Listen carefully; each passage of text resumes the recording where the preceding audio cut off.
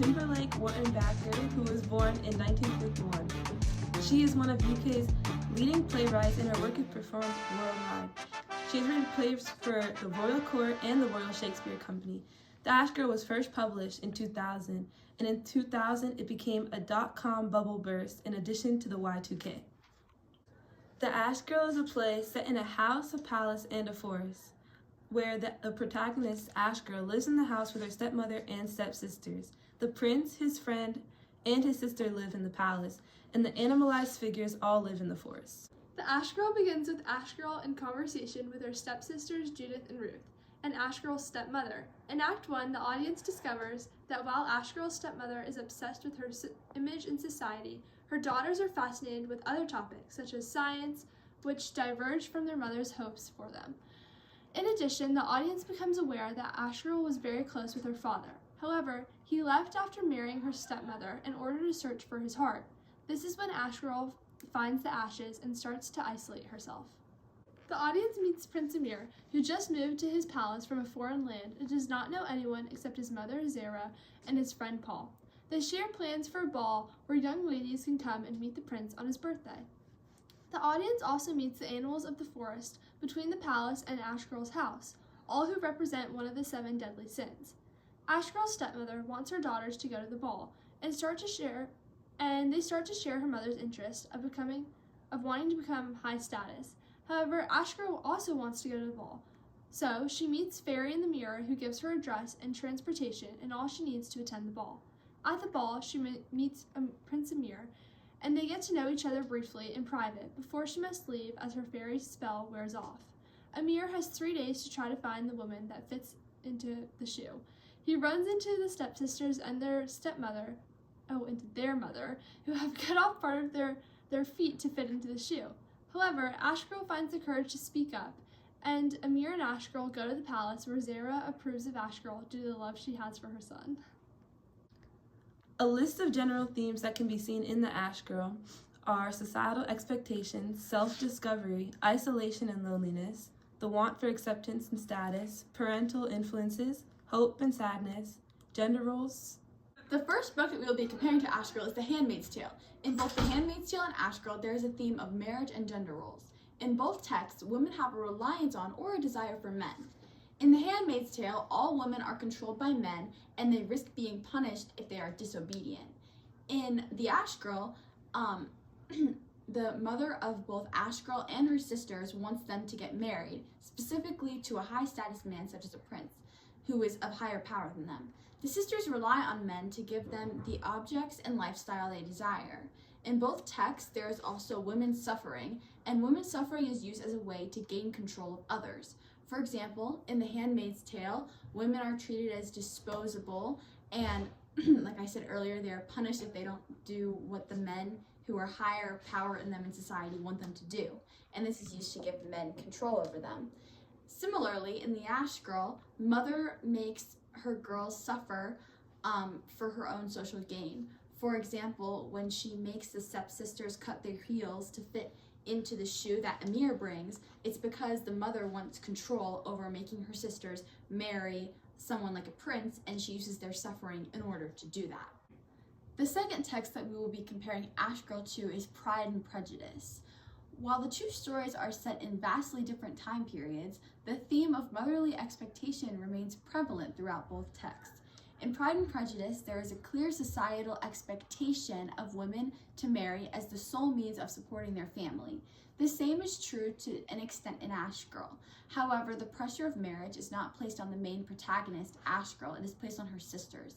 In Ash Girl, the main character's 2 sisters are the ones who strive for wealth through marriage, which is because of their mother's pressure.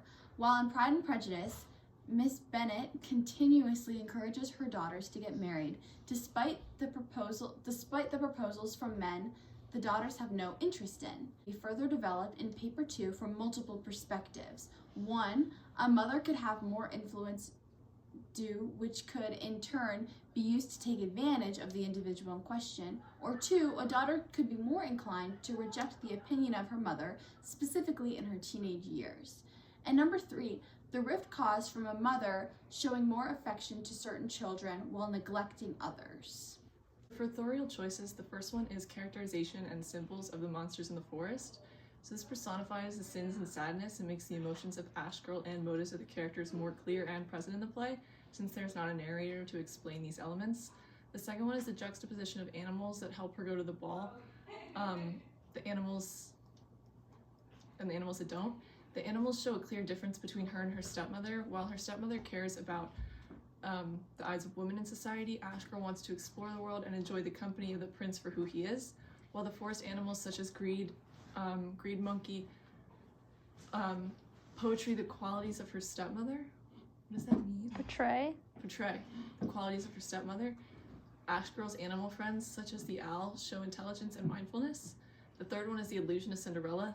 So by using a commonly known story as the basis for her twist, Mordenbaker is able to weave through her message on gender roles and love so that they stand out as unique characteristics which have shifted from the original.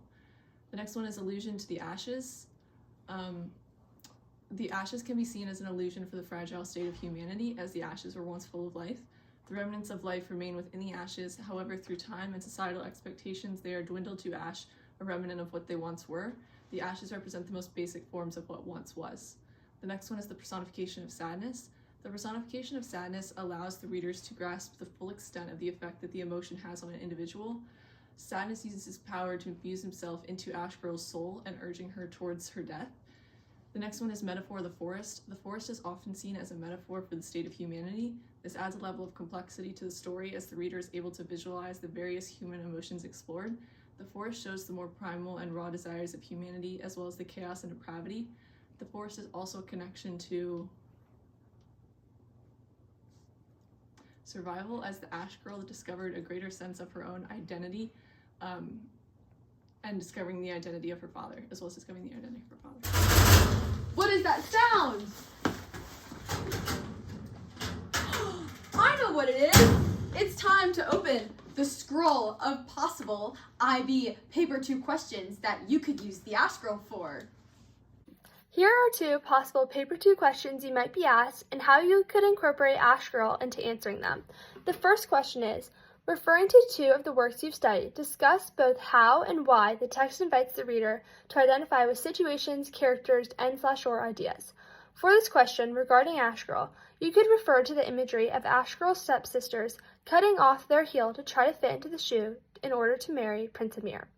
This invites the reader to associate societal status as negative and painful, while also having the readers identify how horrible of a character Ash Girl's stepmother is, as she's obsessed with gaining societal status, even if it means putting her daughters at risk.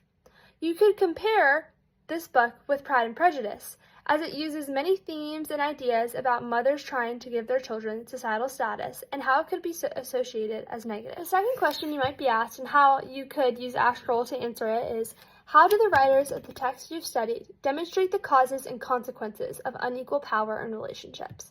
The first scenario could be between the stepmother and all her daughters within Ash Girl. So the stepmother uses her unequal power in a negative way, and this is highlighted, you could say, through the authorial choice of having the relationship of what a normal mother might be in today's view, contrasted with how the relationship Ash Girl's stepmother has with all of her daughters in the play. So you could say her motive to keep a respectable reputation in society and climb the social ladder is one of the reasons why their relationship is not bad and she has unequal power. Thus, the use of unequal power is displayed in a negative connotation, since the unequal power of the mother is used for her own personal gain instead of having a nurturing and uplifting influence on her daughter's life. So this shows that unequal power has causes and consequences of being negative. Now, the other way you could approach this question is the power dynamic between Ash Girl and the Fairy in the Mirror. So the Fairy in the Mirror and Ash Girl have an unequal power dynamic because the Fairy in the Mirror is able to influence Ash Girl's decisions. However, the content of the novel demonstrates a scenario in which unequal power dynamic can be beneficial and without ill intent. The fairy uses her influence to help Ash Girl as opposed to persuading her own wishes. This is shown through imagery and dialogue. This can highlight how an unequal power dynamic can both be positive and it could be negative. And you could use works that you've already studied to either highlight whichever point you think is strongest.